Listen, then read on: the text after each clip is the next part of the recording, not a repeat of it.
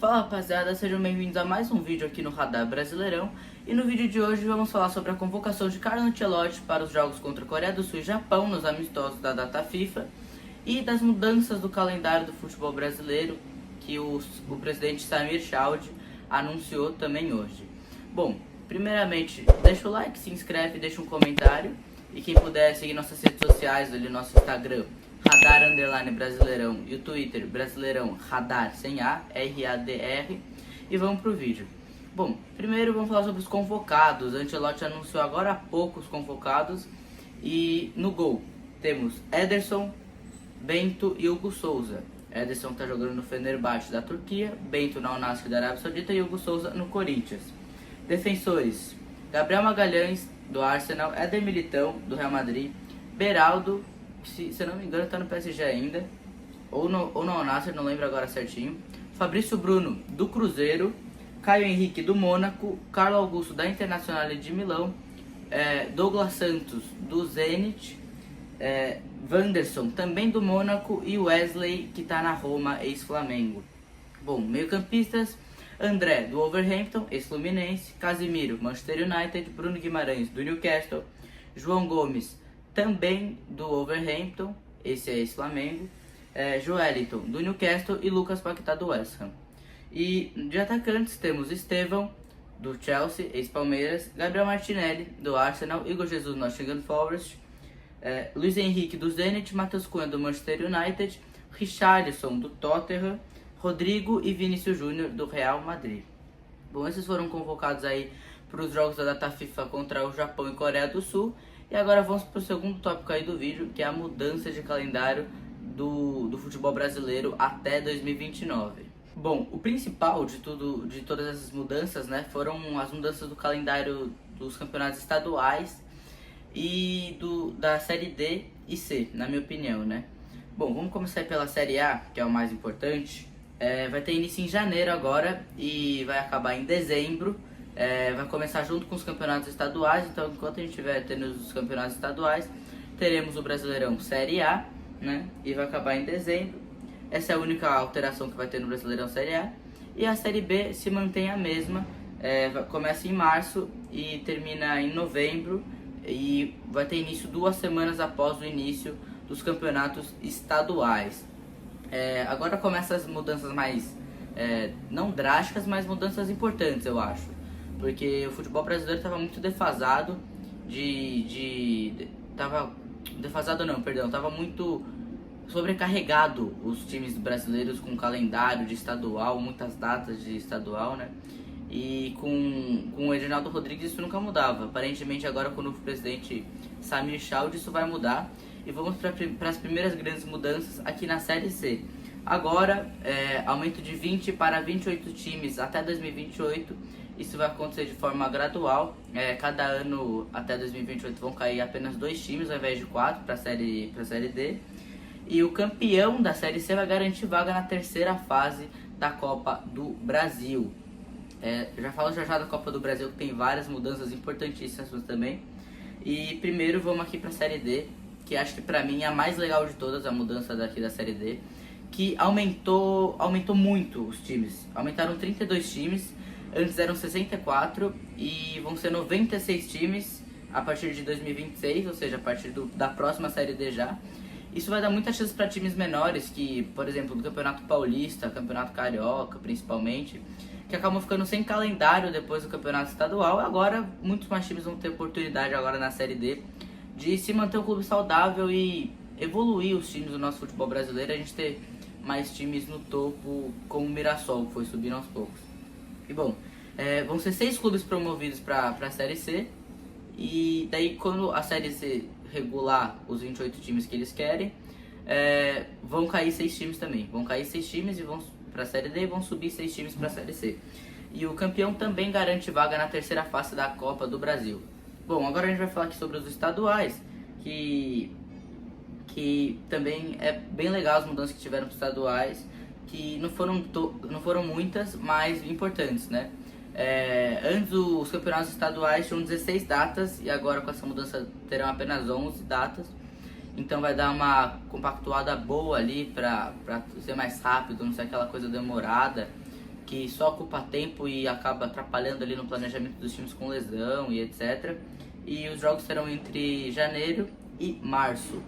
Bom, agora a gente vai acho que as maiores mudanças que a gente vai ter numa competição é na Copa do Brasil, que agora os jogos da final vão ser um jogo único em campo neutro, torcida dividida meio a meio ali, estádio de não das duas torcidas, né? Campo neutro e jogo único. Antes era 2 jogos, mandante e visitante dos times, né? Agora teve um aumento significativo de times. Antes a Copa do Brasil já tinha muitos times, 92, agora tá com 126 clubes, né? E acho que o mais importante de tudo isso foi que agora, ao invés de ter 2 fases antes atualmente tem 3 fases antes das oitavas, né? Agora vão ter 5 fases antes das oitavas, né? E todos os times da Série A vão participar. Todos os times da Série A já estão com vaga garantida na Copa do Brasil e vão entrar apenas na 5ª fase. E os jogos antes da 5ª fase são jogos únicos, sem ida e volta, jogo único, assim como a final. E a partir da 5ª fase temos jogos de ida e volta. Bom, o principal sobre a Copa do Brasil é isso. E agora, entrando mais a fundo nas competições estaduais, vamos aqui falar sobre a Copa Sul-Sudeste, que é uma Copa que já teve força ali no passado, né? A famosa Copa Rio-São Paulo, como se fosse. Mas dessa vez vai englobar todos os times ali do Sul e do Sudeste. Então Rio Grande do Sul, São Paulo, Minas, Rio e por aí vai. Vão ser 2 times de cada estado, tá? São 12 clubes no total. E vão ser 42 partidas, não vai ser um campeonato muito longo. E apenas 10 datas, menos ainda que a dos estaduais normais, né? E os clubes que disputam o torneio Comebol, ou seja, Libertadores ou Sul-Americana, as competições continentais, não podem participar dessa competição, assim dando mais espaço para as equipes menores, por exemplo, o Mirassol, um Ituano ali nos anos passados que ia muito bem, né? E agora o Mirassol é um grande exemplo disso. E o campeão dessa Copa garante vaga na 3ª fase da Copa do Brasil, assim como a Série C e a Série D. Agora a Copa do Nordeste teve algumas mudanças interessantes também. A mesma coisa que acontece na Copa Sul-Sudeste, o campeão garante a vaga na 3ª fase da Copa do Brasil também. E os clubes que disputam a competição Comebol também não podem jogar a Copa do Nordeste mais.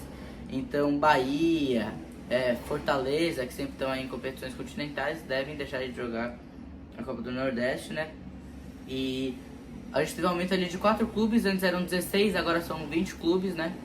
E a redução de datas de 13 para 10 datas também é bem importante. E a Copa do Nordeste, acho que esse aumento de clubes é bem importante, que no Nordeste a infraestrutura dos times já é menor do que do eixo ali, São Paulo, Rio, principalmente do Sudeste ali. E acho que aumentando o estadual ajuda bastante ali para as equipes conseguirem ter uma estabilidade financeira melhor. E quem sabe colocar o Nordeste ainda mais alto, subir cada vez mais ali no futebol brasileiro. Porque, querendo ou não, faz pouco tempo que a gente teve o Fortaleza chegando na Libertadores, depois da chegada do Vojvoda, o Bahia, que, né, time muito glorioso, mas aí com o Grupo City volta a ter competições internacionais. E bom, vamos para o próximo estadual, que é a Copa Verde, que vão pegar clubes do Tocantins, Espírito Santo, que vão disputar a Copa Centro-Oeste. E a Copa Verde nada mais vai ser que de uma final que os vencedores do campeonato Centro-Oeste e vão disputar contra os vencedores do campeonato da Copa Norte, né? E a mesma coisa que clubes que disputam competições da Comebol não podem participar dessa competição. E os finalistas não precisam ser os campeões. Os finalistas garantem vaga na 3ª fase do Brasil, então são 2 times ali da Copa Verde garantidos. E foi importante essa mudança porque na Copa Centro-Oeste as equipes do Tocantins e Espírito Santo não eram incluídas antes, agora estão sendo também ali uma atenção um pouquinho maior aí para isso. E bom, rapaziada, essas foram todas as informações principais aí das mudanças do calendário do futebol brasileiro e da convocação do Ancelotti. O que vocês acharam? Eu gostei bastante ali das mudanças, achei todas as mudanças excelentes, né? Principalmente da Copa do Brasil e dos estaduais. E da convocação eu gostei bastante também, acho que ele pegou alguns nomes para dar mais experimentada. E na coletiva, depois da convocação, ele disse que escolheu alguns nomes, mais nomes da Europa, porque os jogos contra Japão e Coreia vão ser disputados na Europa. Então, por conta do fuso, de viagem mais longa, para preservar os jogadores que atuam no Brasil e para facilitar para os jogadores europeus que já estão mais acostumados com o clima, com o fuso horário, tudo isso, ele convocou mais jogadores europeus. Se eu não me engano, apenas dois, né, do Brasil. O Hugo Souza e o Fabrício Bruno, de Corinthians e Cruzeiro, respectivamente. E é isso. Deixe o seu like, se inscreva no canal, comente sua opinião sobre esses dois tópicos que eu falei aqui. E se puder seguir nossas redes sociais, vou deixar aí na tela também. Muito obrigado mais uma vez e um abraço.